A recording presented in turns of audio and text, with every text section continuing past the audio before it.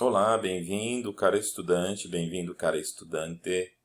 Reservei esse espaço para a gente conversar sobre reconhecimento e mensuração dos elementos das demonstrações contábeis, e nós já vimos na aula anterior sobre o ativo. Então hoje nós vamos tratar sobre mensuração do passivo, ok? Então, como nós já sabemos, os elementos da informação contábil podem ser divididos de duas formas. Primeiro, aqueles que você mensura a posição patrimonial e financeira da empresa. E nesse grupo nós temos o ativo, o passivo e o PL da empresa, que são rubricas típicas do balanço patrimonial. E nós também temos os elementos, de informação contábil para mensurar o resultado, que será objeto, inclusive, de um próximo encontro. Então, nesse grupo, nós temos as receitas e as despesas, tá bom? Que compõem, então, a chamada DRE. De forma geral, nós já vimos anteriormente, de forma genérica, as definições de ativo passivo, PL, receita, despesas, e agora nós vamos nos aprofundar um pouquinho mais para falarmos apenas e tão somente do passivo. É bom considerar que, em relação a tipos de passivos, é importante que você não se esqueça. Nós temos passivo monetário, passivo não monetário, passivo exigível, passivo não exigível, passivo ambiental, passivo contingente e temos ainda as provisões, ok? Então vamos falar sobre passivo. A definição de passivo tem uma estreita relação com a mesma ideia de ativo em termos de conceito, mensuração e reconhecimento. Tá legal? O que nós temos que pensar em termos de passivo? É tratado como obrigações de compromissos presentes ou futuros de uma empresa, conversível, em termos monetários, em dinheiro, ou na forma de bens e serviços prestados a terceiros, todos eles provenientes de ações passadas, tá ok? Pretéritas. A mensuração do passivo depende de características básicas que nós veremos em seguir. Existe um grande desafio no seu reconhecimento, no seu registro contábil. Tá? O passivo são obrigações ou compromissos que a empresa tem em termos monetários ou na forma de bens ou serviços prestados a terceiros. Trata-se de um compromisso, em que a empresa reconhece que devem ser transferidos ativos, que devem ser executados serviços, ou a incorrência de outros passivos no futuro. É também característica que eles são estabelecidos como existentes em um ponto determinado do tempo. São obrigações de uma empresa em particular, as quais exigem dela a transferência de ativos ou a execução de serviços a outras empresas no futuro. E são o resultado de transações ou de eventos passados. Ok? A obrigação atual da empresa, que se origina de eventos passados, cuja liquidação se espera que resulte em desembolso de recursos dessa empresa, contendo benefícios econômicos, uma definição do IASB. É uma transação que cria uma obrigação legal ou implícita que resulta em falta de alternativa realista para que a empresa não deixe de liquidar essa obrigação. O que nós temos que pensar em termos de obrigações? Nós temos duas formas de identificar essa obrigação. Ela pode derivar de obrigações legais, a empresa firmou um contrato, onde existem termos explícitos ou implícitos de que ela deve honrar com aquela obrigação. Ela deriva da própria legislação ou ela deriva de outra obrigação legal que a empresa tenha contratado com outra empresa. Existe a obrigação implícita, na qual se refere às obrigações que advêm de uma entidade onde, por uma prática padronizada, estabelecida no passado, ou por políticas divulgadas, ou por uma declaração atual suficientemente específica, a entidade então indicou às outras partes que aceitará determinadas responsabilidades. Então essa obrigação ela é implícita, não se esqueçam. A empresa tem com a sociedade né, uma obrigação, por exemplo, né, ambiental. Então, ela tem um passivo ambiental. Legal? Como consequência, a entidade, né, pode criar expectativas válidas, né, e de que assumirá responsabilidades ao longo de um determinado período de tempo. Então, o que nós podemos pensar? Que passivo é uma obrigação presente da entidade, derivada de eventos já ocorridos, cuja liquidação se espera que resulte em saída, né, de recursos capazes de gerar benefícios econômicos futuros para a empresa. Compra matéria-prima para pagar daqui 60 dias, espera-se que, né, com a aquisição dessa matéria-prima, ela assume uma obrigação a pagar, espera-se então que os benefícios futuros pela transformação dessa matéria-prima tragam consigo resultados positivos, ou seja, benefícios econômicos futuros. Ok? Que nós podemos, né, falar sobre características do passivo. Dentre outras, podemos citar: contém-se, neste caso, uma obrigação, uma responsabilidade presente com uma ou mais empresas, prevendo que essa empresa faça a liquidação pela transferência futura provável ou pelo uso de ativos numa determinada data específica ou determinável, na ocorrência de um evento pré-determinado, né, ou assim que seja solicitado. Essa é uma das características, né, do passivo.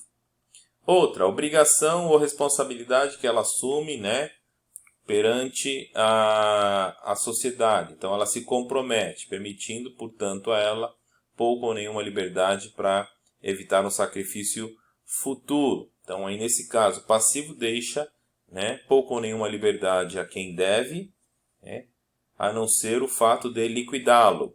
Então, obrigações justas. Então, aqui nós temos a questão, né, de que aquilo que foi assumido pela empresa está dentro daquilo que ela, né, se propôs a devolver, né, a quem quer que seja, à sociedade ou a um credor, tá bom? E aí nós temos também as chamadas obrigações de cunho, né, moral, ético, e não apenas em termos de restrições legais, mas então lembre-se que obrigações é um conceito um pouco mais amplo do que apenas o dispêndio financeiro, né?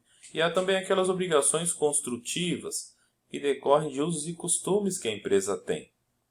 Tá legal? Então as obrigações surgem e decorrem, né, de fatores diversos. A transação, por sua vez, né, que gera obrigação para a entidade, obviamente, é porque ocorreu aquela transação. Então, gera para a empresa a obrigatoriedade em, né, assumir aquele compromisso. Deve-se contemplar essa condição de que a obrigação, né, devida, né, ocorreu, né, de um fato legal, né, eticamente e legalmente tratando, né, e que a empresa assume, então, a obrigação de concretizar aquele fato, né, já ocorrido. Em termos de reconhecimento do passivo, o que nós temos que pensar? Né? Devemos, então, saber que para reconhecer o passivo, é necessário que se satisfaça 3 condições, né, gerais e simultâneas, né? E aí nós podemos registrar e reconhecer tal obrigação como passivo. Tem que satisfazer, obviamente, a definição do passivo. Adquiro hoje um bem lícito para efetuar o pagamento a posteriori, né? Então, um evento passado para, né, ocorrer o pagamento futuro. A transação deve ser razoavelmente estimada. Comprei matéria-prima, paguei por ela X reais, então eu assumo ali a transação, né, e o reconhecimento daquele passivo. O elemento deve passar pelos testes de relevância, adotando o princípio da relevância para se reconhecer como um passivo. Podemos agora tratar sobre algumas observações importantes sobre reconhecimento de passivo. Quando uma obrigação aparece no balanço patrimonial, aí sim nós temos, né, dito que se reconheceu um passivo. Não se pode registrar um elemento quando não é possível mensurá-lo, quando não é possível medi-lo. Para reconhecer um passivo, ele deve ser mensurável. A impossibilidade de mensuração não descaracteriza o passivo, mas inviabiliza o seu reconhecimento. Uma alternativa, neste caso, é fazer a divulgação por meio de notas explicativas. Tá bom? Em relação à classificação do ativo, o que nós temos que pensar? O passivo pode ser classificado como circulante ou não circulante, né? Então, passivo exigível, passivo não exigível. Então, espera-se que adotando essa, né, distinção, né, nós tenhamos então condições de enxergar efetivamente que, se ele for classificado como circulante, espera-se que ele seja liquidado durante o ciclo operacional normal da entidade, né? Ele deve ser mantido, né, para a finalidade de ser negociado. Ele deve ser liquidado no período de até 12 meses. A entidade não tem direito incondicional de diferir, né, a liquidação do passivo durante um período menos que 12 meses, até a data do fechamento do balanço. Todos os outros passivos devem ser classificados como não circulantes, tá bom? Ou não exigíveis, tá? Alguns passivos, tais como contas a pagar, comerciais e tal, enfim, né, podem obviamente decorrer, né, e serem classificados como não circulantes.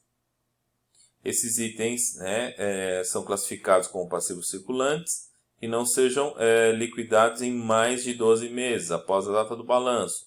Dentro do ciclo operacional normal, aplica-se a classificação desses ativos e passivos da entidade. O que mais? Em relação à avaliação do passivo, deve atender ao regime da competência, mensalmente reconhecido, né, na medida em que forem incorridas essas obrigações, né? Quanto à liquidação do passivo, pode-se liquidar em dinheiro, se transferindo outros ativos, pela prestação de serviços, pela substituição de uma obrigação por outra, pela conversão dessa obrigação em capital, pela renúncia de quem tem, né, direito ao crédito, por anistia fiscal. Então, são formas de liquidação do passivo.